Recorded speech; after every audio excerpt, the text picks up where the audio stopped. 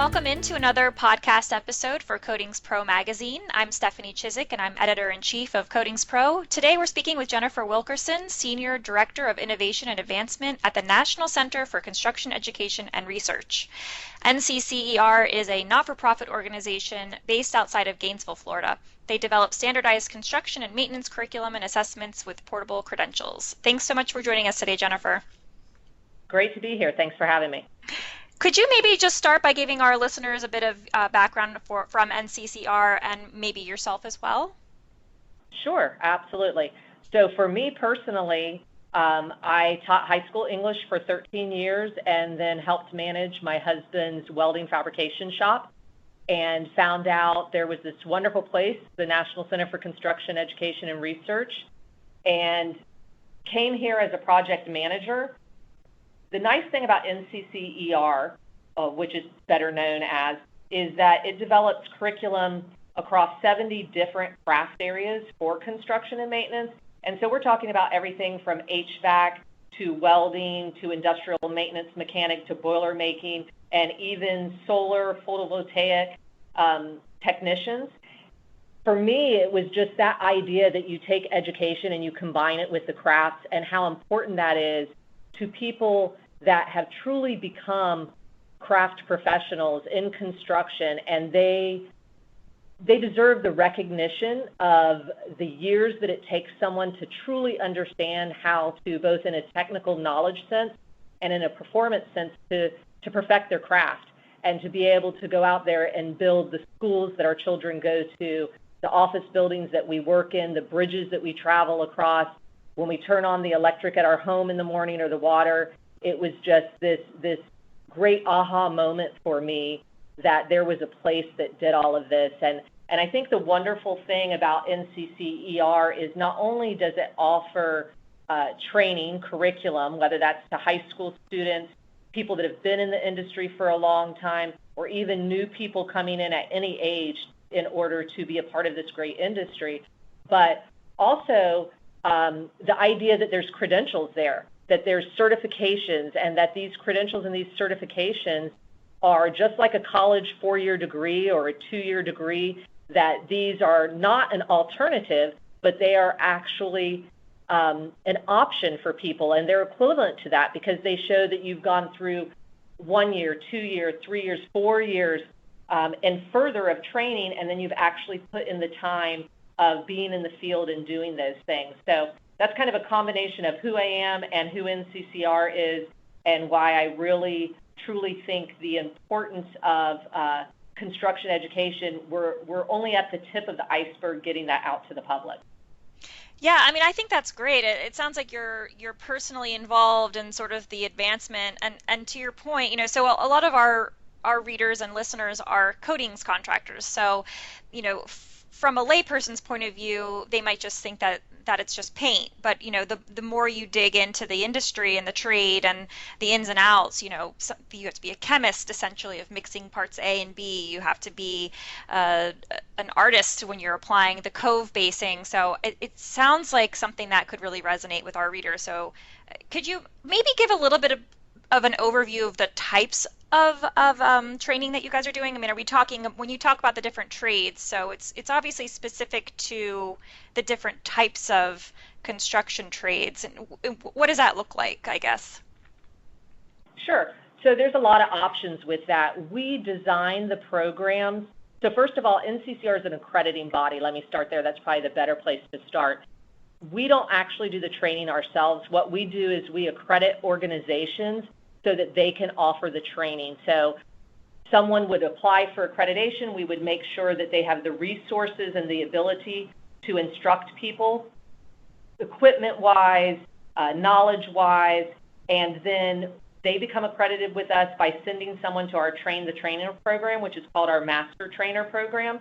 And we teach them the ins and outs of NCCR and help them understand how to provide our curriculum in a standardized manner, because that's one thing that's very important. If we're going to credential someone, then we need to make sure that they were offered the training in the same way that whether someone's in North Carolina, they're in California, whether they're in a community college setting, or they're in an industry or an association program, we need to know that those people learned it in the same fashion, although personalities certainly are different across instructors uh, and everything like that. But we accredit people, and so then we develop our curriculum so that it can be set up to meet the DOL, Office of Apprenticeship Standards.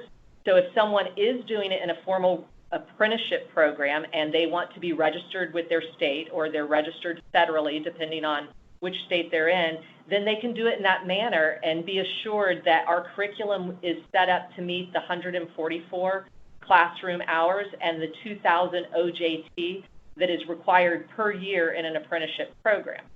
The nice thing about NCCER is because we are developed down to a modular level, and that's equivalent to what a chapter is in a lot of books, that because people can mix and match those, contractors that may not necessarily need to have a full apprenticeship program, but they want to make sure people have the skills and knowledge at that particular level, at a modular level, they can do it that way too.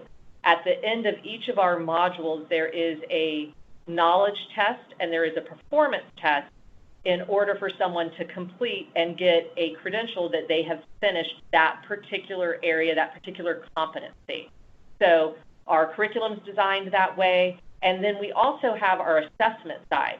And our assessment side was designed because there are a lot of people that did not have the opportunity to go through a formal craft training program, but they've been in the industry and they've learned on the job, and they can go and take a knowledge assessment, which is our written assessment, and they can become knowledge verified and get a credential for that.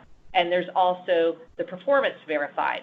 So by performing up to the standards that are necessary for our assessment program, they can get a knowledge verified, and a performance verified, and then if they get both the knowledge verified and performance verified, they become certified. So NCCER, again, that's the training side that we offer, and then we also offer a certification route. Okay.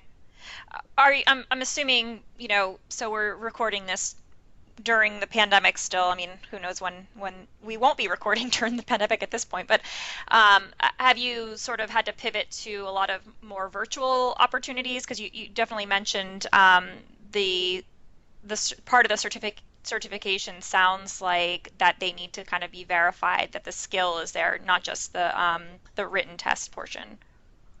Yes, and we have definitely had to pivot and really think about that. So, I do think still the harder side for any career and technical education program or industry program is going to be that in-person performance side. So there's certainly virtual reality and augmented reality and options that are coming up, but I don't know that we're quite there yet because, and I don't know that we'll get there completely because you can certainly do simulation to help with performance, but ultimately you need people that can actually do it, and they've done those skills. They're able to perform it in the field under job conditions. So I think that we don't see that going away. However, the online side for knowledge, back in March, whenever COVID first hit all of us and a lot of classrooms were having to scramble and figure out what they were going to do, we really needed to get into that environment. And although we already had online training, online curriculum, which is our NCCER Connect, we didn't have a way to proctor the test side. So we came up with that very quickly. We have a great staff here. We were able to come up with guidelines and help instructors through Zoom, through GoToMeeting, through Skype, and how they could monitor classes to remotely proctor their online testing. But again, the online environment for teaching, I think that there's a lot of things that we can do in that area and we can get even better at. We need to do more enhanced videos. We need to make sure there's interactivity as far as students being able to learn, because students learn in all different types of, they have different learning modalities, and so we need to meet that. We do have some of that with our NCCER Connect, but NCCER is definitely on a mission to up our game there and make sure that we provide as many different craft types in online environment. Yeah, that's great. I mean, it sounds like it's a need, and you guys are looking to help fill it at least a little bit, and one area of the industry. That's great. So you definitely mentioned, or we talked briefly about the pandemic. It's one of the challenges going on right now. I think an even bigger challenge that seems to have been more prevalent over the past few years is a bit of the gap as far as the uh, numbers of people who are coming into the trades industry, maybe this, the skills gap that we have in construction. Can you give us maybe your take on, or maybe NCCER's take on sort of why that's happening, and maybe some suggestions as to how we might be able to shrink that gap? Sure, absolutely. We definitely have been seeing it for a long time. I mean, and it's really been a battle for construction simply because we do have an aging workforce. We know that. We don't have as many people coming into construction that don't even know about construction, so many high school students. And so we do see that gap as far as the average age of a lot of craft professionals are now 50, 51 years old, and yet we don't have the same amount of students coming into the industry or young people choosing the industry, so we have a gap there. We were at about 1 million craft professionals needed by 2023 prior to the pandemic. I don't necessarily know that number right now, but I can tell you this. I was on a conference with Opportunity America not too long ago and listening to just with community colleges and what community colleges need to do to help skill up the American people now since COVID-19. And interesting enough, they said that there is unemployment, as high as unemployment is in many states, there's 6.9 million jobs are empty in the U.S. due to skill mismatch. So that was really interesting to me, that even in a time where we see so many people unemployed and so many people in need of jobs and starting careers, that we still have so many jobs that can't be filled. And that goes back to, I think, the American education system has to take a serious look from all levels at the direction that we're pointing students in, and we need to make sure that they're meeting the needs of industry. And so I think that's what's happened in the past, is that we had a lot of people push towards four-year college degrees and felt like that was the definition of success. And so many students went and got four-year college degrees and then are unable to get jobs in their field that they went to school for. Mm-hmm. So I think that construction, maintenance, manufacturing, all of us, have been trying, our mantra has been, look at the skills that you have. Does it meet the needs of the economy right now? And if it doesn't, take a second look. But I think what's happening now that's really interesting to me is there's a lot that's come out since COVID, and a lot more people are recognizing that, construction's still going and maintenance still going, and manufacturing's still going, and we need people in those areas. And we are definitely hoping that people will take a second look at career and technical education, at what are the job openings right now, and what are the career opportunities for not only young people, but also for people that are just out of work. Yeah, I mean, I think that's great. That's definitely widening the net, I guess, of where people can look for employment, whether you're new to the workforce or not new to the workforce for that matter. I would think sounds like a great idea. Any tips that you might be able to give to our listeners who are maybe the small business owners who are, experiencing some of those challenges of the skills gap that we have in construction right now? Well, I wish that there was a golden ticket and that would be the thing that would work. But I would say one of the things that I always suggest is, if contractors don't know which high schools or middle schools are within a 20-mile or less radius than their headquarters, that's where we need to start. We need to look at those schools. We need to start thinking about the pipeline, because even if they can't help you today, we want them to be on the track to help you tomorrow. We have to start building the future of our pipeline, our talent pipeline, in construction today. So I would say you go out to these schools, and people always ask me, I don't know who to talk to. I don't know what to say.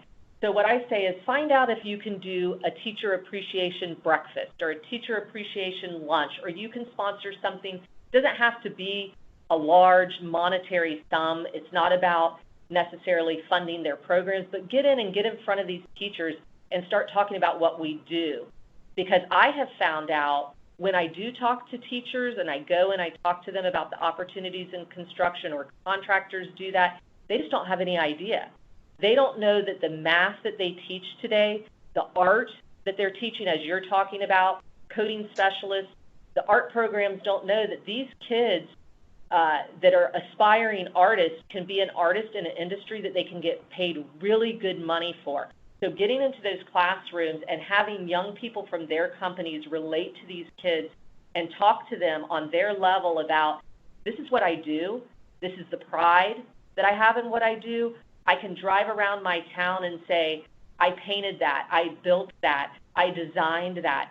That is building their community, that is helping their schools, and that if these teachers know that and they have a connection and they can say, such and such contractor came and visited my classrooms and talked to them and helped me understand how I can connect with them, that's where I feel like the difference is, and that's what we need to do. It may not be, again, right now fix, although there's probably a lot of seniors and a lot of people even that are just out of schools that are maybe looking to their teachers for help or their programs and trying to figure out, what do I do with the skills I do have? So I think that as contractors, we have to be that answer.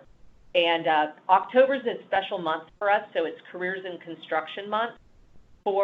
We celebrate that in the industry, just trying to give nationwide recognition to the construction industry. And so on our Build Your Future website, people can go and find out some things they can do, and we're releasing a lot of great information on September 1st of this year on how to make pledges and get in your classrooms, and we're going to be giving tips and advice to contractors that would like to reach out to their local programs and they just don't know what to say or what to do. So we're going to be providing that to them, and we hope there'll be a lot of connections in the month of October, all year long, but certainly in the month of October. Yeah, I love that. That's so great. I mean, I think that just based on the interviews that I've done over the past, I don't know, 7 years or so at Coatings Pro magazine with these contractors, as soon as they get to talk about a project where, like you said, their friends and family can see the work that they've done and the change that they've made to their local community, and it's just this amazing sense of pride, and what a great way to kind of get people connected to that from an earlier age. That's such a great tip. I love that. Thanks for sharing that one. Absolutely. Any other sort of changes that you've been seeing, either coming down the pike or that have happened over the past few months in this sort of portion of the industry, whether that's positive or negative, but anything that you're seeing that we might be able to share with our listeners?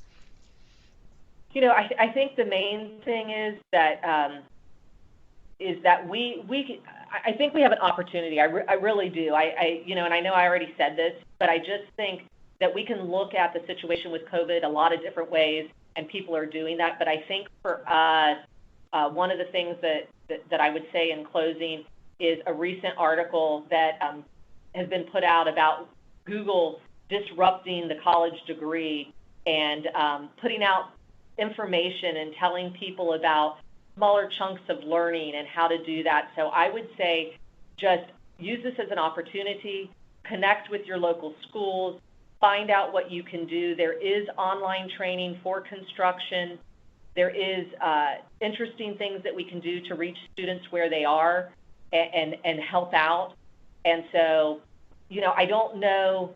I wish, as I said, I wish there was some golden ticket or something that I could say at this time that's going on. But I would say just use this as an opportunity. Don't stop training. Don't stop reaching out.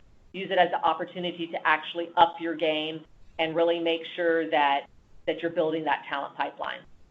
Yes, if we only had that crystal ball, wouldn't we all be so much happier? Absolutely. Yes, for sure. Those are great tips. Thank you so much, Jennifer. I appreciate all of your time. If people want to follow up with you after this, how could they go ahead and do that?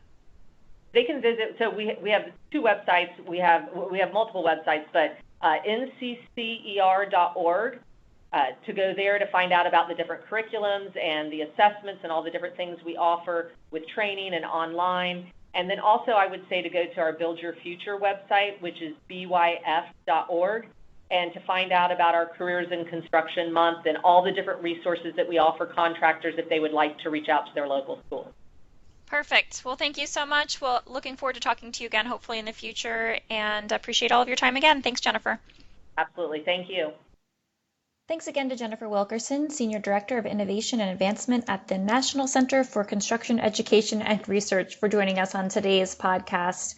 Coatings Pro is working to put out these episodes to help all of our contractors, specifiers, engineers, architects, all sorts of our readers to help you guys do your job better, faster, more safely, all those good things so that you can improve your bottom line at the end of the day. So hopefully some of this information that Jennifer was willing to share with us today about training and some outreach opportunities, I think she had a couple of really great points that hopefully people can look into in their local communities and make an impact with the skills gap that we're experiencing right now, not to mention the pandemic. So hopefully everyone is staying healthy. Please do check out her website for additional information. Again, that is nccer.org.